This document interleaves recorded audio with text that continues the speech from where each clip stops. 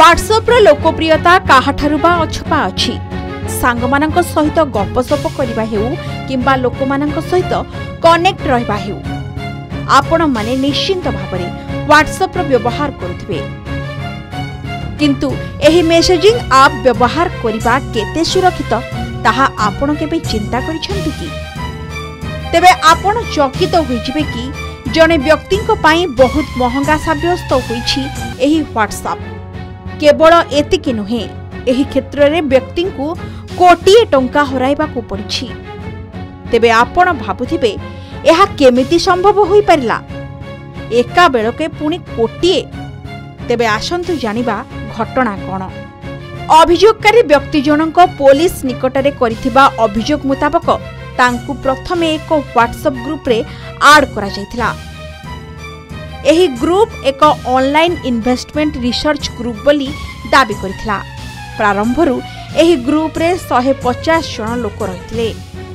तेबे एही ग्रुप रे स्टॉक मार्केट एवं शेयर मार्केटिंग संबंधी टिप्स शेयर करा जायथाय। तेबे एही घटना रे जने वरिष्ठ पुलिस अधिकारी कहिसेंति कि उक्त ग्रुप रे प्रथमे पीड़ितंको भरोसा जितिबा परे तांको स्टॉक मार्केट एवं शेयर मार्केटिंग रे किछि इन्वेस्टमेंट पाई टिप्स दिया जायथिला। एहा परे दिल्ली रो एही पीड़ित जनक एक बड़ धरणर टंका रिटर्न पाइबा लोभरे मोटा अंकर टंका इन्वेस्ट करिथिले।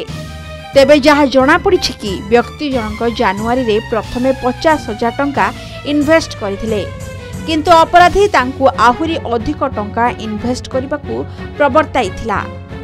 तेबे अपराधीर जाल रे फसी पीड़ित जनक एक मोटा अंकर अर्थ इन्वेस्ट करि दैथिले, जहा परे सही टंका रिटर्न पाइबा तांको पाई बहुत कष्टसाध्य होई पड़थिला।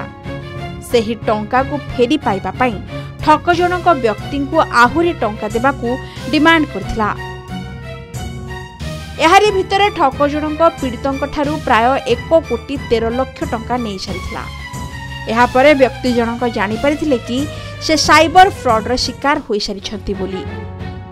एहा परे से तुरंत एने पुलिस निकटरे अभियोग करबा सहित पुलिस को समस्त घटना विषय रे जणाइथिले। तेबे पुलिस तदंतरे जानिबा को पाइला कि पीड़ित जनक बारंबार टंका इन्वेस्टमेंट करि चलथिले। एही खेल पाखापाखी 55 दिन धरी जारी रहिथिला। एहा परे पुलिस कहिछि कि समस्त ट्रांजैक्शन ऑनलाइन माध्यम रे करा जायछि। तेबे पीड़ित व्यक्ति जनकू तांको इन्वेस्टमेंट पाई पाखापाखी 7 कोटी टंका मिलिबा नै लोभ देखाइथिला अपराधी। तेबे दर्शक बंधु, आपण एभली फ्रॉड थारू दूरे रहंतु, निजे सतर्क रहंतु एवं अन्य को ए संबंध रे सतर्क करांतु। ब्यूरो रिपोर्ट, के न्यूज ओडिशा।